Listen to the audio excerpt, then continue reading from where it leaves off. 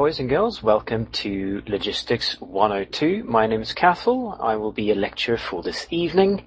I've got plenty of experience with logistics, primarily as a logistics pilot in nullsec space, so this is my forte. Now, the class for today will list of a couple of slides. I've got 30 of them that we need to go through. This should take approximately 45 minutes to an hour.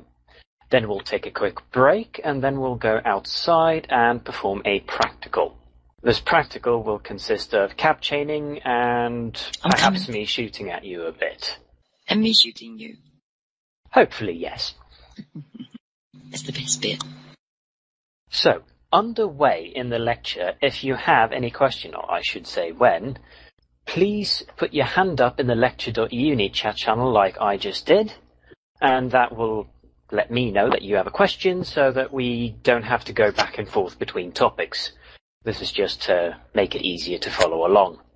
Also, like yesterday's lecture of Logistics 101, this is one of those lectures where it is highly recommended to go back and review the slides afterwards, because there is a lot of information and it's very, very difficult to retain them all in one go. Trust me, I've tried. Atanalis, if you can't make it, don't worry, you can still listen in on the practical, even if you can't participate yourself, that will still be helpful. And Tal, yes, hopefully there will be less ship exploding today. These slides for 101 I can link to you at the end of the lecture. I will go through a review of the 101. So, unless there are any questions before we begin? Nope. Right, so let's try and keep lecture.E-UNI chat channel clear for questions, please. So, this is the 102 class, the second part of a three-part course of logistics and support cruises. This builds on what we learned yesterday in the 101 class to more advanced tactics like cap chaining and staggering. And as I said yesterday as well, the 103 class will build upon this one as well, but it is not held very often because it mainly focuses on carriers, triage, and stuff that you need to have quite a bit of experience to learn in. Now, I'll start this by quickly going over what I went over yesterday. The ships used for logistics are the support cruisers, both Tech 1 and Tech 2 variants. There's two main variants of logistics as well. There's cap logistics and normal logistics. The Caldari and the Amarian are cap logistics, the Amarian being armor and the Caldari being shield, with Galente and Minmatar having solo logistics, which don't use cap transfer mechanics, with Galentian being armor and Minmatar being shield. There are also frigates that can be utilized, one for each race, all of them solo. There is a single battleship that you can use from Sisters of Eve, and of course the carriers can be used. The roles they fly in are in skirmish, brawl, and large fleet. They follow along with the mindset of each fleet, with the skirmish logistics being fast, often alone, and rely on speed and distance in order to mitigate damage.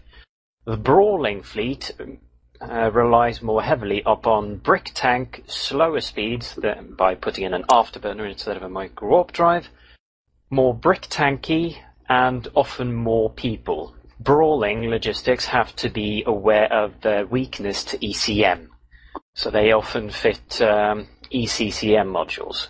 In large fleets, ECM is not an issue.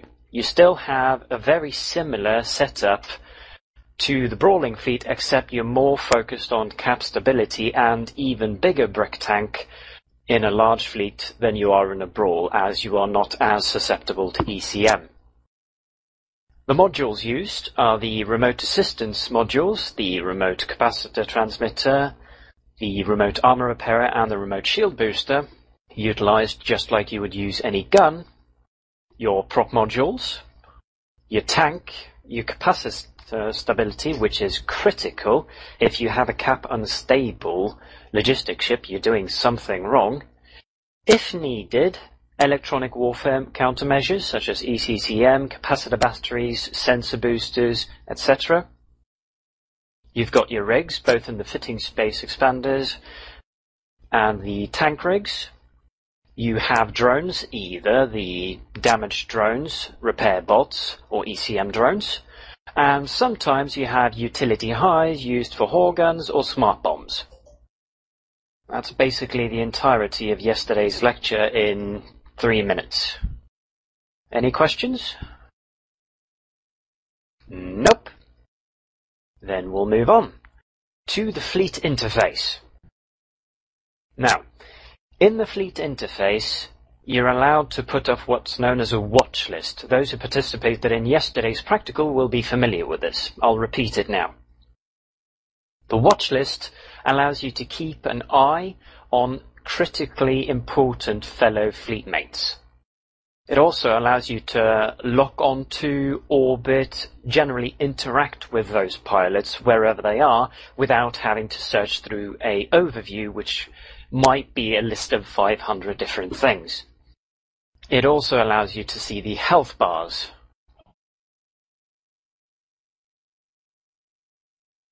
Their name will flash red. It is, however, limited to 15 people, which is why I said it's limited to the critically important people in your fleet. This might include your fleet commander, your logistics commander, your anchors, your ECM, etc. To add someone to watch list, the easiest way to do it is to right-click their name either in the fleet interface or in the fleet chat or in space, going to fleet and select add to watch list. This will automatically put them in. You can also, if so required, put an entire squadron into your watch list by right-clicking the squadron in your fleet interface and selecting Add Squad to watch list. The watch list priority is always at the top, the fleet commander. The fleet commander is the last person to die in a fleet, if everything goes right. Second come fleet anchors. Light tackle, although they are not as common. Electronic warfare ships, which are a very juicy target and often quite squishy, so you need to keep an eye on them. Recons and support for the same reasons. Other logistics, if you have a cat buddy, for example, you want them on your watch list. And if somebody's whining about having an ISK tank, like me yesterday, then you may want them on your watch list as well, if you've got room to spare. Now, the fleet interface is also used for broadcasts, both to give them and to receive them. They are used for two primary ways. Number one, for the fleet commander to give out orders, usually about where to go or who to shoot at. The second way is broadcasting for reps. This is what we're going to be learning about today. When somebody broadcasts for reps, it will show up in your broadcast history. You access the broadcast history by selecting the History tab in your fleet interface and under Filters selecting Broadcast History. You also want to hotkey your own broadcasts. Common hotkeys are Shift-S for Broadcast Shield, Shift-A for Broadcast Armor, and Shift-C for Broadcast Capacitor. I highly recommend that you set up these hotkeys. Believe me, when you're being shot at by 100 people, you cannot afford your hands to shake, and that button is very small in the fleet interface, and you will miss because your hand is shaking. It's much easier to hit a hotkey than it is to hit that tiny button, trust me. Now you can also set up your broadcast settings by hitting the bar key in the top left-hand corner of the fleet interface and going down to Broadcast History. Here you can select or deselect what broadcast you want to see, and you can also color code them. I find this personally to be very useful. I've got green color code for armor, blue for shield, yellow for capacitor and red for broadcast target. It's very handy in helping to differentiate what exactly the different broadcasts are. Any questions about the fleet interface and how to use it as a logistics? We will be practicing this in the practical, by the way. I'll take that as a no. Right, so here's the juice of it. Now we're moving on to new informations. Energy transfer mechanics are used to magically create capacitor from empty space by cheating the laws of thermodynamics. This is because, if you see here in the slide, a capacitor transmitter, when you are skilled up in its use, will actually transfer a lot more capacitor than it costs to activate. Slide number 8. Slow drive. Thank you. If you are following along on the proper link, you should be able to see it. Yep. Right. So the capacitor emission system skill reduces capacity usage. Like I said, this makes you capable of... You are effectively creating capacitor out of nowhere. Now this is where the cap logistics come in, because the cap logistics, the Augurer, Osprey, Guardian and Basilisk, have bonuses to these modules, as in range. They are also very hard to get cap stable without utilizing these energy transfer mechanics. To get them cap stable, you have to make quite a few sacrifices. Now, there are several ways of organizing this. The simplest and easiest way to organize a cap transfer mechanic is to utilize pairs. Pairing up different logistics pilots. This is mostly used in small gangs or where you only have 2 or 4 logistics pilots. The pros of this is it's very easy to coordinate. Very easy. The negative is that it is very susceptible to ECM, newts, and pilots dying. Because if one pilot is jammed, or neutered, or killed, then effectively 2 logistics are neutralized. Chaining is another way to do it. But to do chains, you need at least 3 pilots. In a chain, everyone in the chain is transferring to somebody else. So you receive from somebody and you transfer to somebody else. So it's a constant loop instead of going back and forth. Isn't this more dangerous? I'll get to that. The pros of this is that it's much less susceptible to ECM, especially if you have a up and down cap chain, as in you're transferring both ways. Because even if one person is jammed or neutralized, he will still be receiving cap from 2 locations. So nobody is ever without a cap partner, as it were. However, it is very hard to organize. At least organizing effectively, especially as fleets get larger.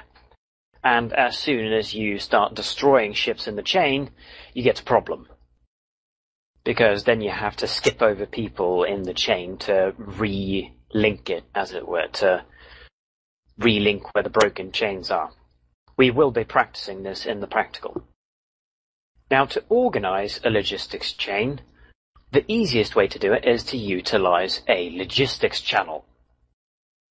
This is a dedicated channel that only cap logistics enter. And sometimes they have passwords on them. This is where your logistics commander, if your fleet has a separate logistics commander, gives orders to his squads. It is also where you organize chains. I'll be explaining how in the next few slides. Now, like I said, the logistics commander is the boss in the logistics channel, and you will be notified who the logistics commander is. Now, In the logistics channel, the easiest way to organize a cap chain is to say chain down. That means that, as you can see in the slide, everybody sends capacitor to the person below them in the chat channel. So Morgan transfers to Serena, Serena transfers to Giordana, and Giordana transfers to Morgan, thereby creating a circle. This is the easiest way to organize a cap chain. You can also use a double link chain or a up and down chain, in where you would transfer both to the person below you and to the person above you. Vlantep asks, are we fleeting now? No, we are not fleeting yet. That will happen after the break. Like I said, this kind of chain is a lot more secure than a single direction chain because you are receiving and sending capacitor in two directions. Yeah, but you still have to reorganize, right? If you lose one member. This is true. I'll get to that. You keep asking questions that are on the next slide. Sorry. I swear I don't look. You've seen the slides before. No, I Sure. really haven't. Anywho. So, when pilots die in a logistics chain, their first priority is to inform the rest of the logi pilots so that they can skip over them in the chain. As in saying, I'm died, please skip over me, and then leave the channel. That way it's a lot easier to see who you should be cap chaining with. Communication is key when you have this sort of thing, and effective communication is most important. It is also very, very important that you, as a logistics pilot, keep an eye in the logistics channel. You need to know the information coming in there. So even though the fleet channel may be delightfully entertaining with all its links to adult material, please don't be distracted by it. And yes, I've seen fleets disintegrate because of just that situation. So, are there any questions about a logistics channel and how to utilize it? I'm just that good at explaining. Awesome. Okay, can I please get a S in lecture.E-UNI to make sure that everybody's still breathing?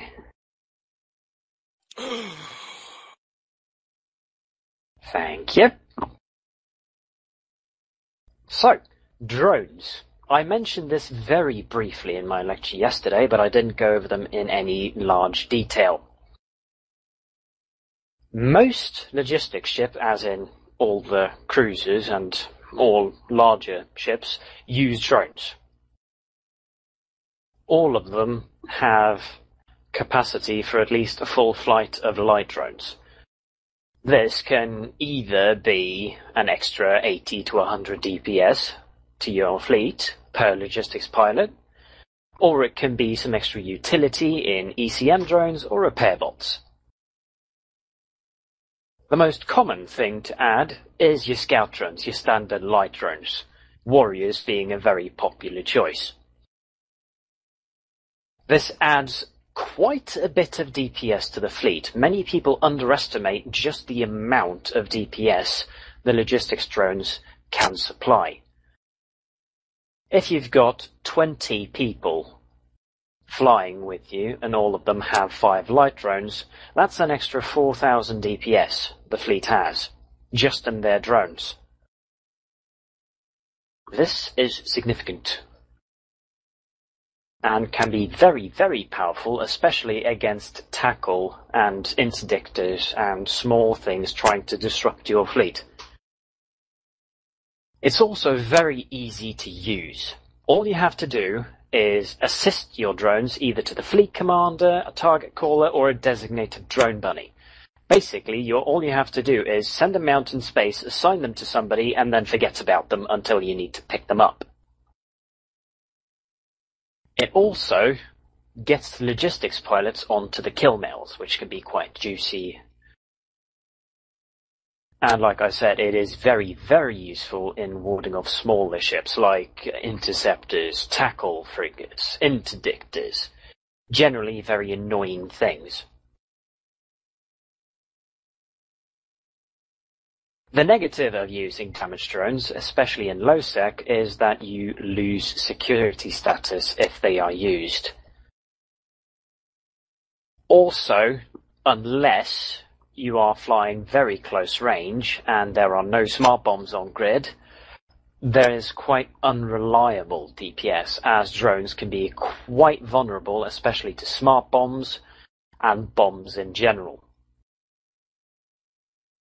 It also gets you aggressed, so you may not be able to get through a gate as quickly as you could have if you hadn't used scout drones. The second choice is your ECM drones. They can be used both offensively and defensively. Offensively, usually against somebody on the other side that is critical to the fleet. Most often logistics ships, or ECM ships, or support ships, or tackle ships. It can also save you defensively from tackle ships trying to hold you down when you're trying to run away.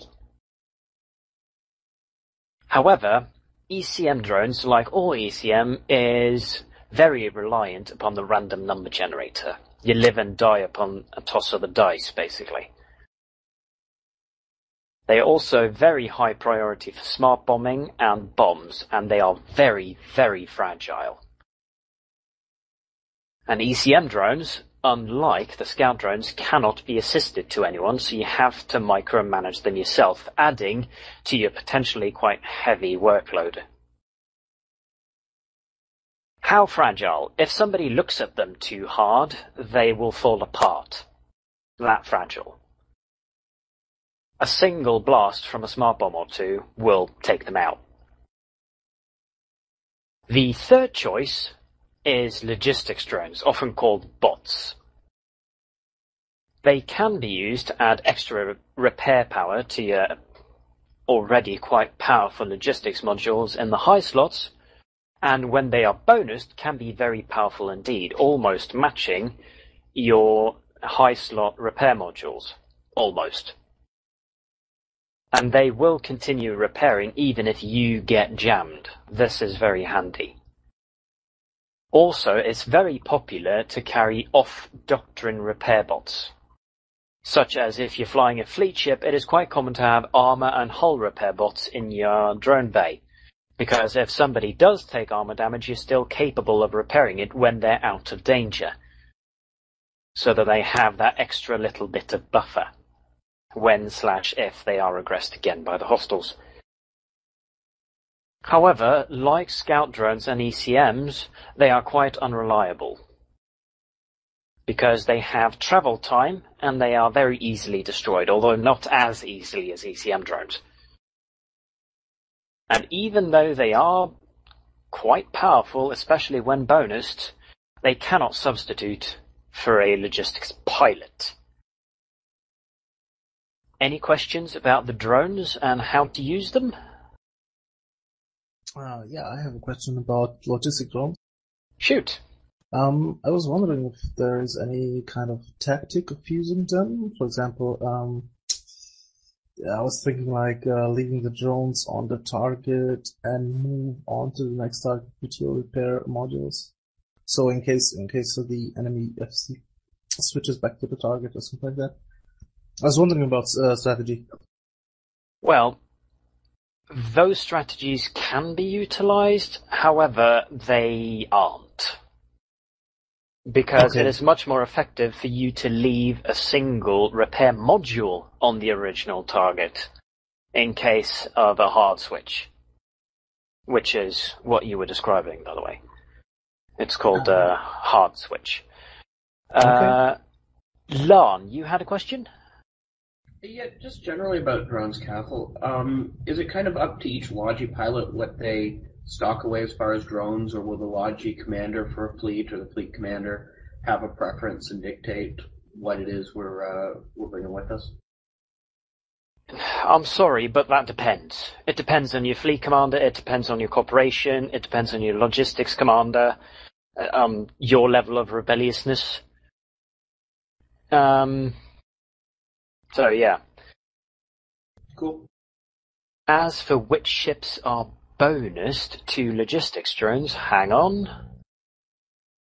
That would be, at least for the Tech 1 variants, the solo logistics. So your Executor and your Scythe in armor and shield, respectively.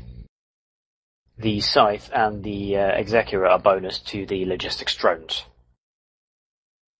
Any other questions before we move on to electronic warfare and how you have to keep an eye out for it?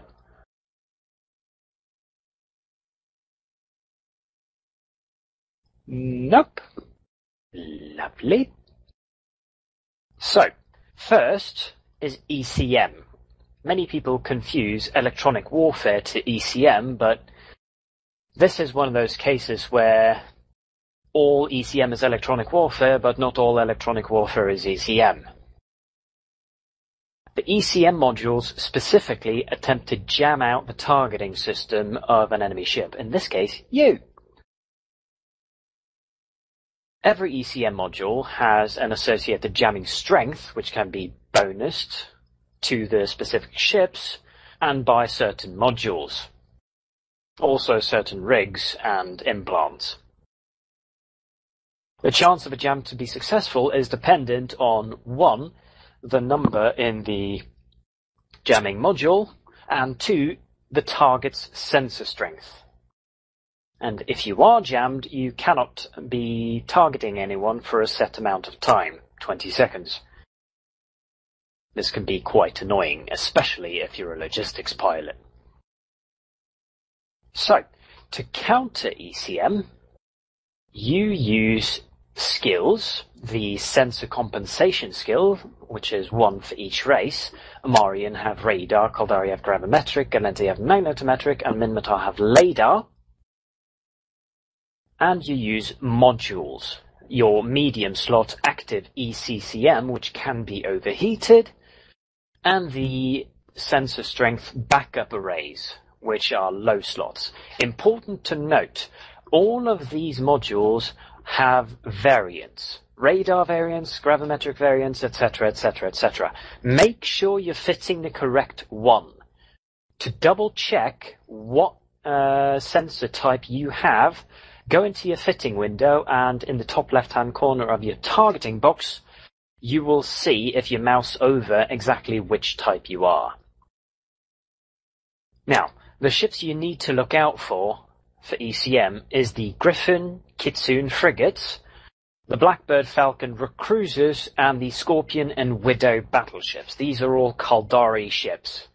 Caldari E-War ships. Any questions about ECM and how to counter it? Nope. Then we'll move on to sensor dampening. Sensor dampening is the Gallente electronic warfare. This also goes after the targeting system of the target ship. However, instead of completely jamming it out, the sensor dampeners focusing on reducing their effectiveness, either increasing the time it takes for the target to target somebody, or to reduce the target's targeting range. Tongue twisters. And unlike ECM, so long as they are in range, sensor dampeners are always successful. This makes them a very popular choice, and you need to know how to counter them. The most common way of countering them is to use a sensor booster, which does exactly the opposite of what a sensor dampener does. They can also be scripted for added effectiveness. The ships to watch out for are the Gallentian frigates Maulus and Keres, and the cruisers Celestis, Arazu, and Lachesis. All bonused to sensor damps. Although, important note, sensor dampeners are a very popular choice for a utility high slot, so you may be sensor dampened even if it's not from one of these ships. Any questions about sensor dampening and how it works? Alright. The Amarian kind of electronic warfare is energy neutralization, especially effective against solo logistics. Energy neutralization work by draining the capacitor, either from newts or from nozzles. Like sensor dumps, they are always successful in range and can be very powerful. The easiest way to counter it is by utilizing energy chains, especially the up and down chain. Capacitor boosters can also help, and capacitor batteries can also be very effective in that they both increase your capacitor and reflect part of the neutralization back onto the source ship. However, important to note, passive setups, like solar logistics tend to be, are quite vulnerable to neutralization. You also need to know about the energy neutralizing bomb called the Void Bomb. This is launched by a stealth bomber. It is a very popular choice for a first wave in a bombing run, where the first wave will neutralize everybody's capacitor to turn off hardeners, and the second and third wave does the actual killing. So you need to know about them and what they do. Any questions about newts, how they work, or electronic warfare in general? Tal, yes, go ahead. It is not possible to fit for every ECM, so what is best? To clarify, do you mean fit defensively or offensively?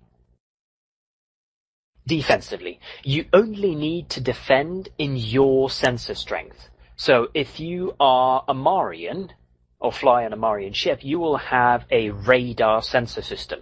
That means that you only need to defend against radar ECM.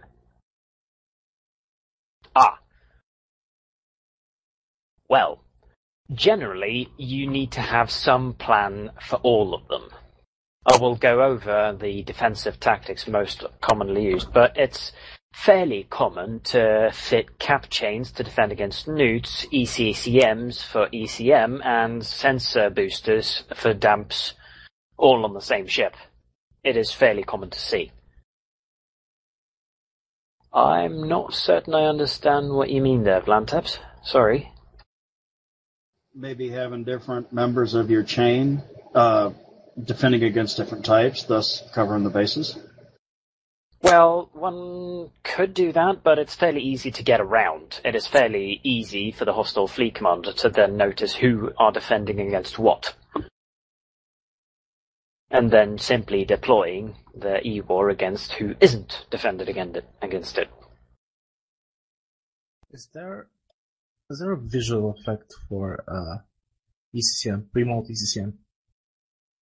Remote ECCM? Yes. I'm trying to think. I can't say I'm totally sure. There may be, there may not be. I'm sorry. To answer Tal's question, in cap logistics, the two capacitor transmitters make you so ridiculously over-capacitor stable that that is not an issue. You'll notice this in the practical. Generally, with highly skilled pilots in cap chains, their cap, even with everything running permanently, they will rest at about 95% capacitor. I've seen somebody being neutered by a Balgorn and still be having cap in a cap chain. Boand, yes. You are not cap stable in your augurer? No. The fitting window will indicate that you are very cap unstable. This is fine. When the cap chain is applied, you will find that you actually are quite cap stable. This is the point of the practical. I have a question. What's the best way to disrupt a cap chain with neutralizers? For example, is it fair to assume that the enemy logi is chaining downwards alphabetically or something like that?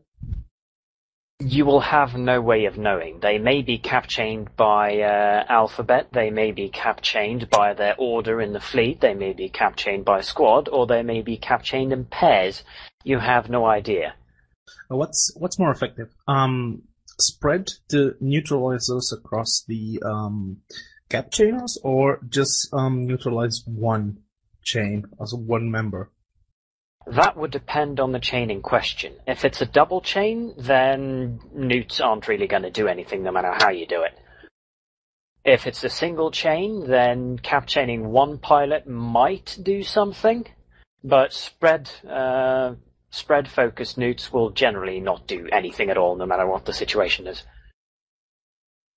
Any other questions about neutralization or electronic warfare before we move on to defensive tactics? Alrighty.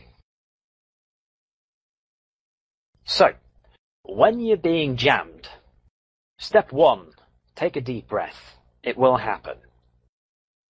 Let your logistics commander or your fleet commander know, either in fleet chat or in logistics chat, whatever applies. Let the other logistics pilots know that I am currently being jammed. Please skip me in the cap chain. Second step is to scare them away, either by asking that whoever is jamming you will be primaried or by requesting a drone bunny to aggress them. Either way. You also can overheat your mid-slot ECCMs before you get jammed. Killing ECM drones with smart bombs or your own drones can also be very effective. When you're being sensor dampened... Tal, you had a question. Well, when you're being jammed, you're already jammed. So overheating while you are jammed will just get extra heat onto your module without any effect. However, starting just before a new jam cycle starts can be effective. Right, so when you're being sensor dampened, check whether you're still able to target whoever you need to target. Logistics ships generally have a very long maximum targeting range. So please check first to see, am I still in range of whoever I need to rep? If yes, then you can basically ignore it.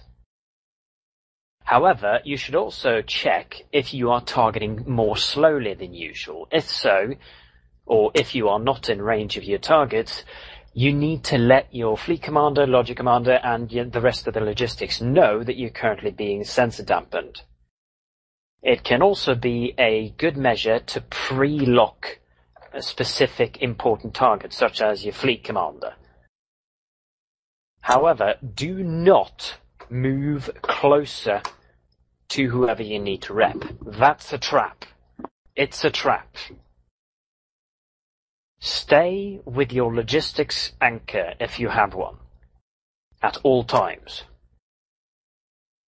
And if you find that you are being sensor dampened effectively, either with scan resolution scripts or through targeting range scripts, you can apply your own sensor booster with your own scripts to mitigate this effect. For example, it is normally most common to have sensor boosters scripted with scan resolution scripts in logistics. However, if you find that you are currently out of range, you can switch to a targeting range script instead.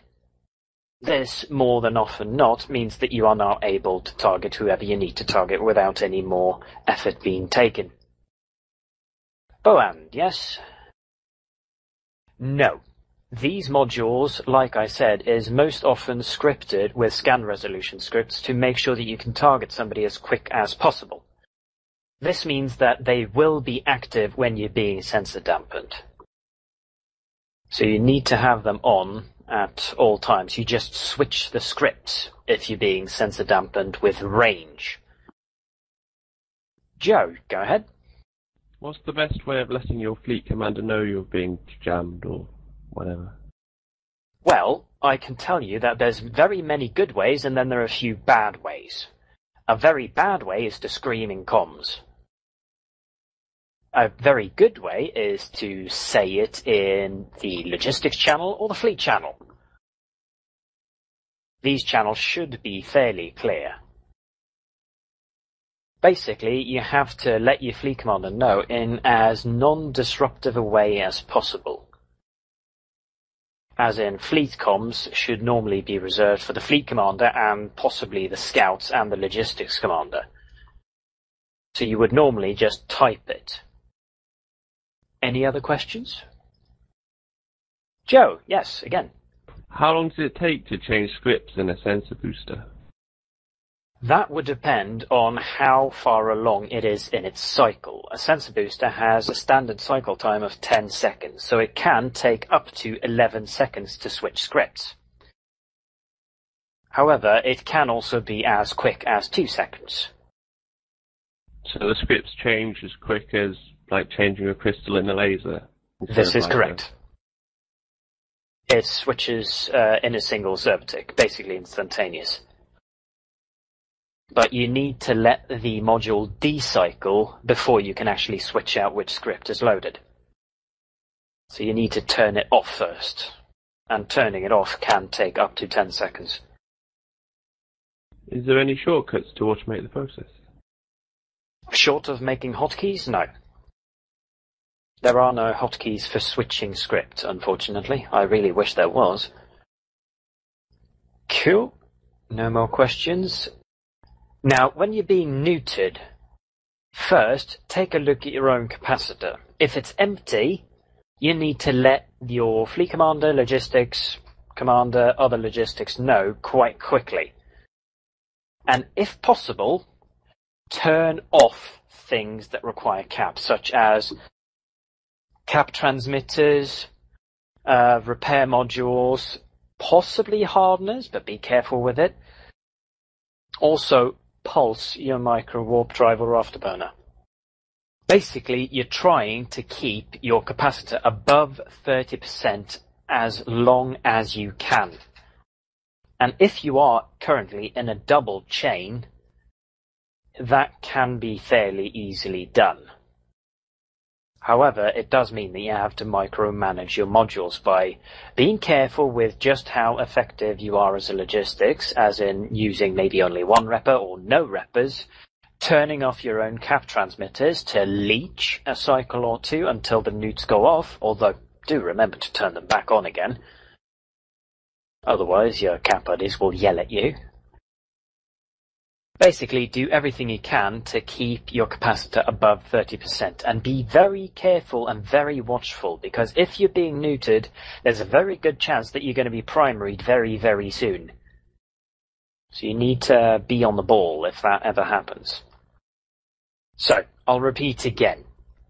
Some of these modules that you use don't have to run constantly. Things like hardeners, repair modules, cap transmitters, prop mods, these can be pulsed or micromanaged to make sure that you're more cap stable.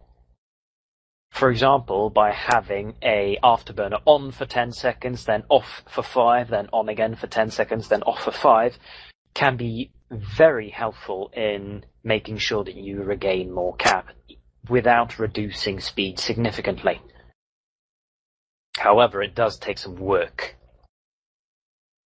Final defensive tactics is when you're being primaried, and it will happen to you. As a logistics pilot, you are a juicy target because you are so valuable to the fleet. Rule number 1, don't panic. You will panic at some point. This will happen. The quicker you do it, the quicker you can get over it. Broadcast once for repairs, either shield or armor, depending on the current doctrine. Again, there are many correct ways of broadcasting for reps, and one very, very wrong way of doing it, and that's screaming in comms. If you scream in comms, there's a good chance that 1, you won't get reps, and 2, you'll get kicked from the fleet. Second step is to overheat your tank and prop mod.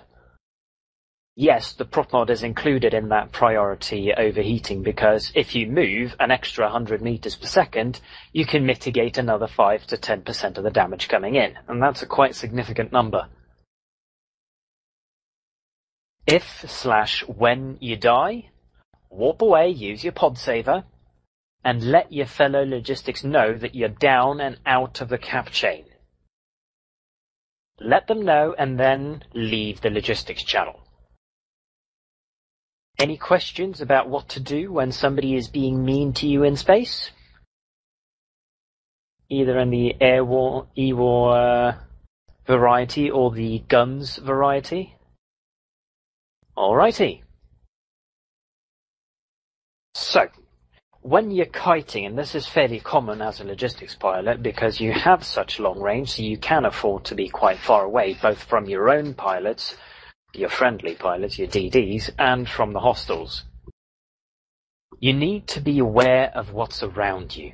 You need to make sure that you stay as far away from the hostiles as possible and keep a keen eye out for fast tackle or long-range tackle. Interceptors can move very quickly, up to many kilometers per second, so they can close range very fast. The Arazu and the Lachisas have very long-range tackle. They can warp disrupt you from 70 kilometers away. The Rapier and the Hugin can do the same thing with webs, which can be quite scary to be webbed from, 80 kilometers. The Proteus and Loki have the same sort of thing. Heavy mid-range tackle up to 40 kilometers away. So you need to keep a lookout for those ships. And if a ship breaks off and starts speeding towards you, be prepared to run away with your tail between your legs.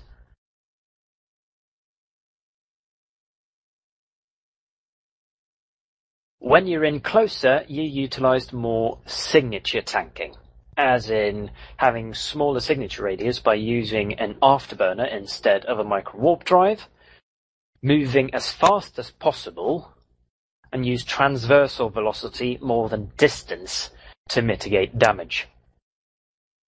This also generally needs a more brickier tank than the kite setup. Final slide, we're almost at the goal. Now, when in a Logi fleet, when you are repairing, you need to keep your eye out for a few things. Number 1, make sure your fellow fleetmates know how to broadcast for reps.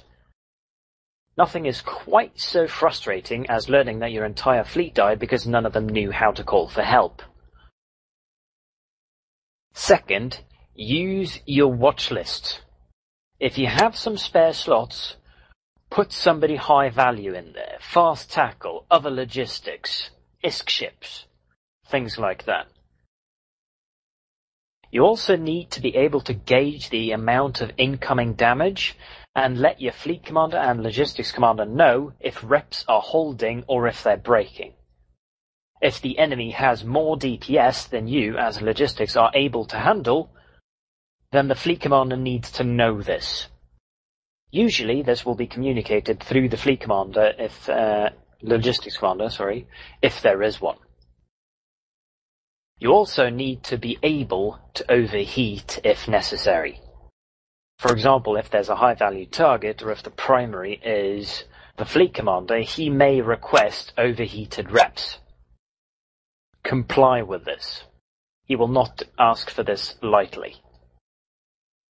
Some final tips and tricks before you go out and take a break, off to recess. Pre-cycling rep mods can be very handy. This means that there's less of a delay between you targeting someone and the repair module actually being activated. To pre-cycle, click on your hotkey, as in hit F1, before you actually have somebody targeted. The module will then start blinking, and if you then click on whoever you want that module to be activated to, it will start working. Well, it will wait for targeting first, but it will go quicker, trust me.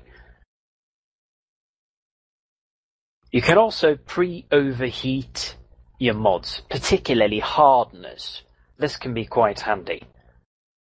This means that you have them overheated but not activated, so that the instant you activate them, they are already overheated.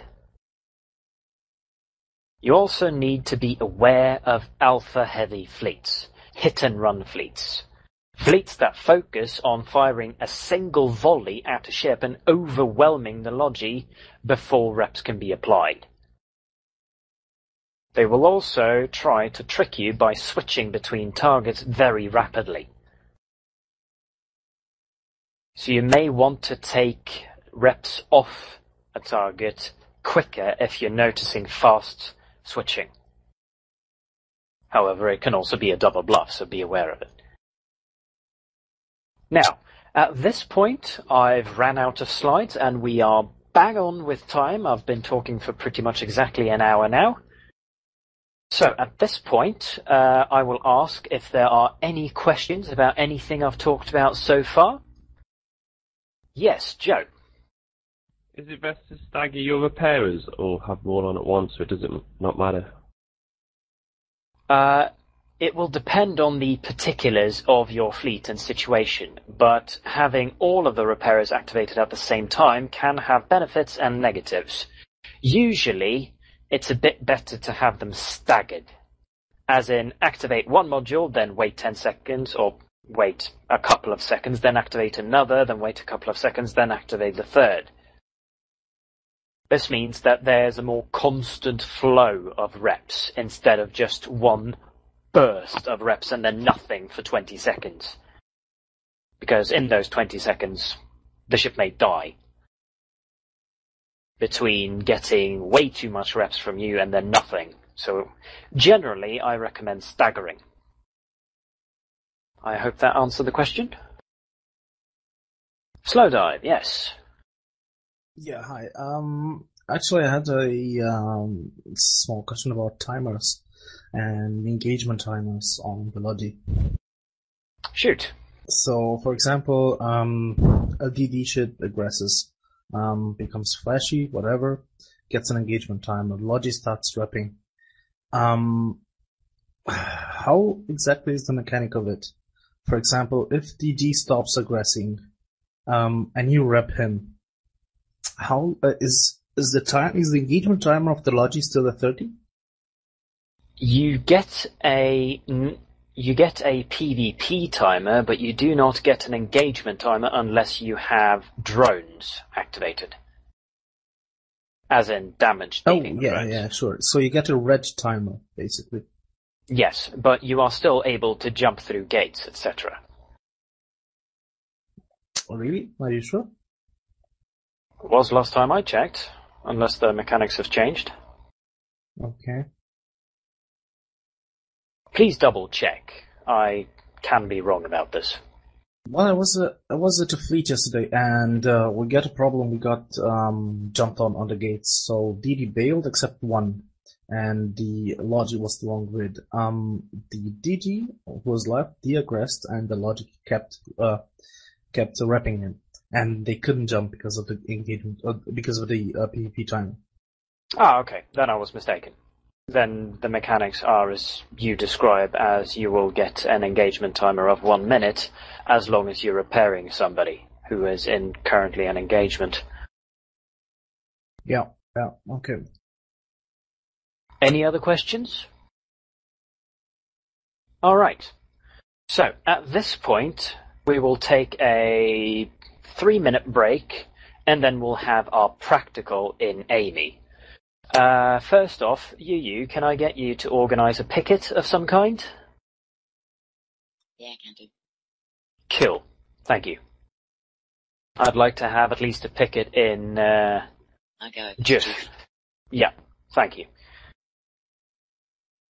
Thank you, Shipwreck. So, at this point, I need to make sure that everybody has a practical ship who plans to attend the practical, at the very least. If you do not, I do have a couple of loaners ready, but you need to let me know. For those who will not be participating in the practical, you are, of course, still free to listen in. If you are not, I will thank you for attending and hope you learned something. I would please ask you if you could give any form of feedback, either as a direct email to me in-game or as a reply on the forum announcement link for this class. That is the only way I can improve these classes. So if you could tell me what I did right, what I did wrong, what you would like to see added, what you would like to see removed, I would greatly appreciate it if you could take those 2 minutes to write out something quick. And I will also repeat that it is very useful for you to go over and read the slides over again after the lecture in the page where you can leaf through them yourself without me hogging it all. I will also relink the announcement link for the forum post there. Again, any feedback is very much appreciated. For those staying with us for the practical, please let me know if you need a loanership. Otherwise, we will be restarting at 21:17 because I need a bio break. Anybody needing a rep ship or loanership, please accept now before I leave my computer. Everybody has one. Okay, cool. Then I shall return shortly. And we are back. Alrighty then. So at this point I have created a fleet for the Logistics 102 students. Please enter it now.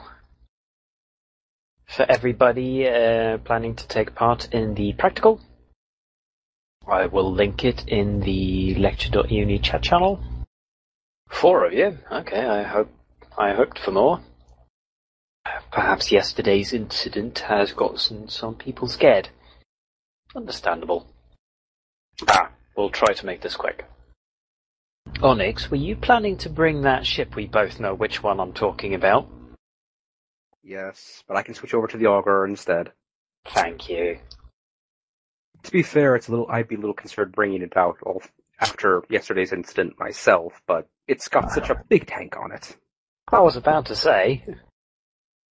That would have been very brave of you indeed. Well, I did upgrade the tank on it quite considerably. Upgraded from That T to happened X. yesterday, Shappers. So, would we normally do the logistics practicals right outside the station, don't we? Yes. You still had a weapons timer, didn't you? Yes. That's what I thought. The one day I decide to test out actually shooting out the logistics practicals. You normally do anyway. You did it last time. Yeah, on the Logistics 102, I usually don't do it on 101. Anywho, for those participating in the practical, let's undock. Yes, the other ship got its, was upgraded from Tech 2 to Dead Space Hardeners, X-types, because I could find them. Nice. Right, so today we will be staying a lot closer to the station. And we have a canary in juice. And I'm mooching about too. Very good. Should be fine. Right, so those in the fleet, we will be using the fleet channel as a logistics channel for today. Also, I will be monitoring both channels for questions. Please set me as your anchor and set up 5 kilometers as your orbit distance with afterburners on, please. Or prop mods on, I should say. Boand and Joe, you two as well, please. Right, so, first, I just want you to see a shield broadcast and confirm that you remember yesterday. And you remember what to do. Please apply all reps to me at this time. You should also have me in your watch list at this time. To make a quick trial, could I ask Lotanis to fire off a volley or two? You don't have to ask that twice. I was tempted to do it without being asked. I know.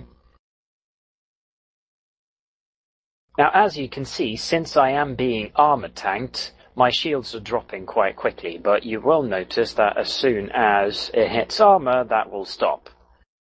And since I have mostly armor logistics here, this is also going to be very effective. As you can see, I am in no trouble whatsoever at this time. Missiles are overheated, your target painted, and I'm achieving nothing. Exactly. It's annoying, isn't it? That's why you really asked me to go and keep an eye out, to get me off you. FC, did you say 1,000 or 5,000 for the orbit? 5,000 meters. It doesn't really matter what you set your orbit distance to, as long as it's fairly close. As long as you have your prop module turned on, and you are at fairly close range, you're perfectly fine. You might have some trouble bumping into the station, as after yesterday's incident, I'm being quite paranoid about staying close to it. However, shouldn't be a big issue. Alright, Lieutenants, you can stop at this time. Now, as you may notice, with all your repairs applied, your capacitor may have started being low. So we'll start fixing that now. The first we'll do is to do cap pairs. Because we have 4 people, we are perfectly set up for pairs. So Boand, you will pair with Joe, and Lan, you will pair with Onyx. Please use both capacitor transmitters on your partner now. Boand, you need to transfer to Joe. There we go. Now we have 2 cap pairs fairly easily set up. This is the most common and easy way to set up cap chains like this. Now, second way of cap chaining is to set up a proper chain. This will be a quite short one. First off, I'd like everybody to deactivate all cap transmitters at this time. Everybody turn them off. I'm fairly certain I have enough cap, Boand. Thank you. So, at this point, remember, you need to skip me in the cap chain. Please transfer 1 down. This means that Boand transfers to Joe, Joe to Lan, Lan to Onyx, and Onyx to Boand. To create a nice circle. There we go, lovely. This is 1 down cap chain. And then we can modify it by saying 1 up, 1 down, or double chain. So transfer to the person above you and to the person below you. This is where it's going to get interesting. Because now, I'm going to start shooting at you guys, and you're going to simulate dying. I'm going to try not to actually kill you. As soon as I shoot, I want you to deactivate all transfers, and then let your fellow logistics know so that they can skip you in the cap chain. We'll do this once or twice, so that everybody can get a practice at it. Everybody understood what we're trying to do? Where are we going to let them know? In the fleet chat. We'll be using the fleet chat as a logistics channel for today. We good? Yeah. Alrighty then. So, now that Joe is dead, the cap chain needs to skip him. Lan, you need to transfer to Boand instead. Oh, sorry, I thought I did. Ah, you didn't. I got I half should of it point right. out he's not actually dead. Oh yeah, this is true. We will be doing this once or twice to make sure that everybody gets a shot at it. Sigh. Okay, Lan, I know I haven't actually hit you, but you're dead. Okay. Even with tracking speed scripts. Holy moly. You have perfect gunnery skills, too. I know. There you see just how important it is to keep moving with your afterburner on. Just how powerful that can be. Bet you would have hit me in a T3 destroyer. Onyx, you need to stop transferring to Lan and transfer to Boand instead. Yes, one moment. So do I just still do nothing until the next person pops dead, and then I'll do my 1 up, 1 down? No, you keep dead until we restart the exercise. Cool. Onyx, you're still transferring to LAN. Yes, I don't know. I think I hit the wrong cap module. There we go. Tip, if you look under your target circle, you will see exactly what modules are activated on that person. And if you left-click on that module, it will deactivate. Right. Alternatively, you can untarget him. This also works. So you're simulating 2 dead at the moment? Yes, 2 are supposed to be dead at the moment. Lan and Joe. And Lan is still getting cap from Onyx. I thought I took that thing off. There it is. Now it's deactivated. Alright, so, restart the cap chain completely. Everybody is now alive again. Cap 1 up, 1 down. I seem to be stuck on the station for some reason. Yeah, you seem to have tried to bury yourself in it. I'll try and move a bit away from it. That should solve it. So, we will be doing exactly the same thing now. Boand, you need to stop your transferring to Onyx. There we go. I wish I had my Legion here. Boand... Is Onyx dead? Yes, and so are you.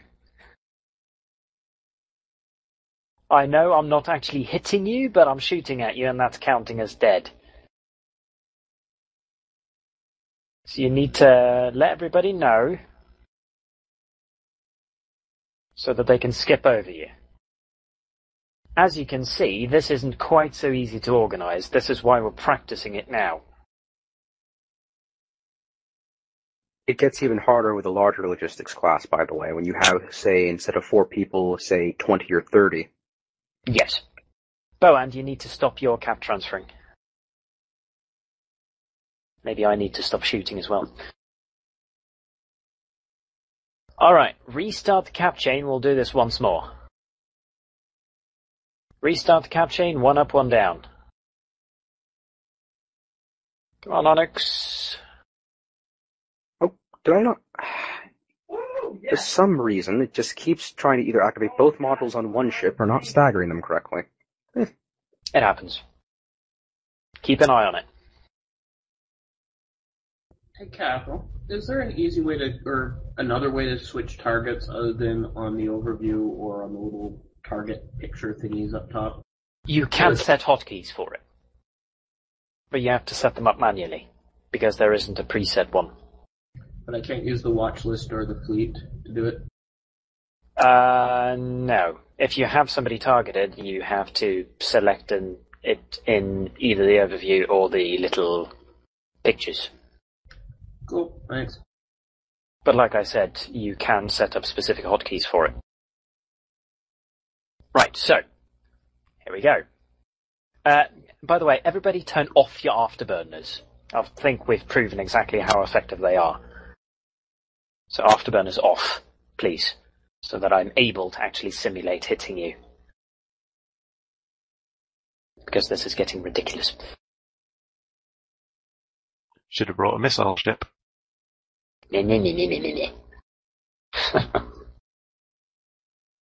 Still missing. The heck? Oh, Boand, why are your reppers dead?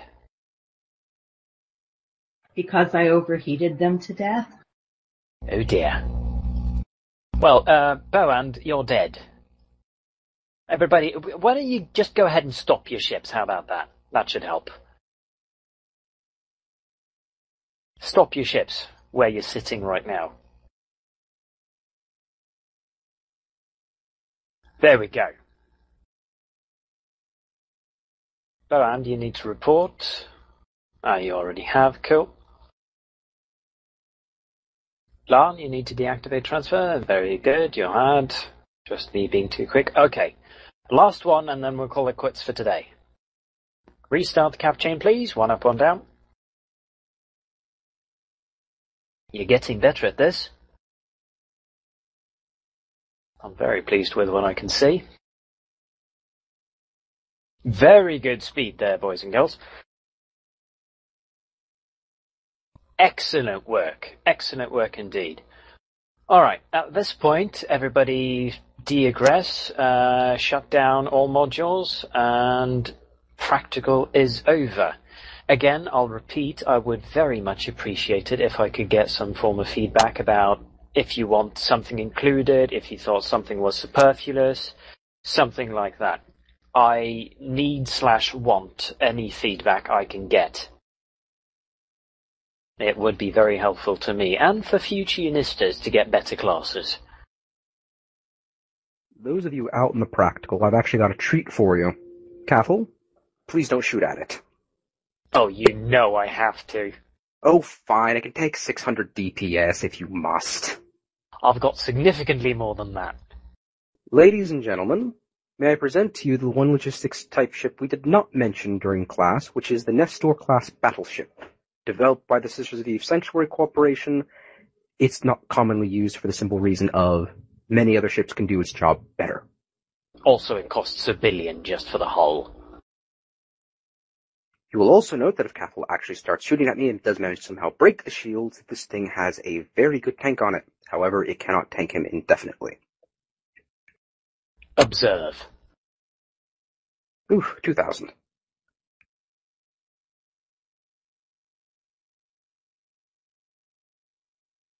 There go the shield warnings. You still haven't hit the armor yet, so I'm not that worried. Yeah. Into the armor now, and damage drops off to less than a third. And as I stagger my reps, give me a moment. This probably won't tank him for very long, but still. I'm currently putting out 740 DPS. Well, I'll be able to keep you at bay for a while at least then. Yeah. Let's see what happens when I overheat. Oh, do we really want to go overheating? Because I can do that too. Yeah, I'm going to stop there just because we want to showcase it, not because we want an actual contest. Fair enough. Now, this particular ship is designed for can be either designed as solo logistics or to work in pairs, though it's generally designed to work in pairs. And the unique part of this ship is that if you actually right-click on it, you should be able to use fitting service on the ship. This ship actually has a ship maintenance bay, and you are able to refit modules that you have in your inventory while you're in the ship. Basically, very large, expensive mobile depot. It can also have a ship maintenance bay to carry, well, basically a shuttle. Yes, it's generally not used to carry actual ships. This particular setup that I have here is cap stable with the full tank running and guns, and it has an active tank of just over 600 DPS, and an active output of damage of around 200. It's designed for logistics, not for combat. Yes, but again, thank you for attending. Hope I weren't too boring. Again, very much appreciated if I could get any and all feedback from you guys. Hope you learned something, and fly safe. See you in space.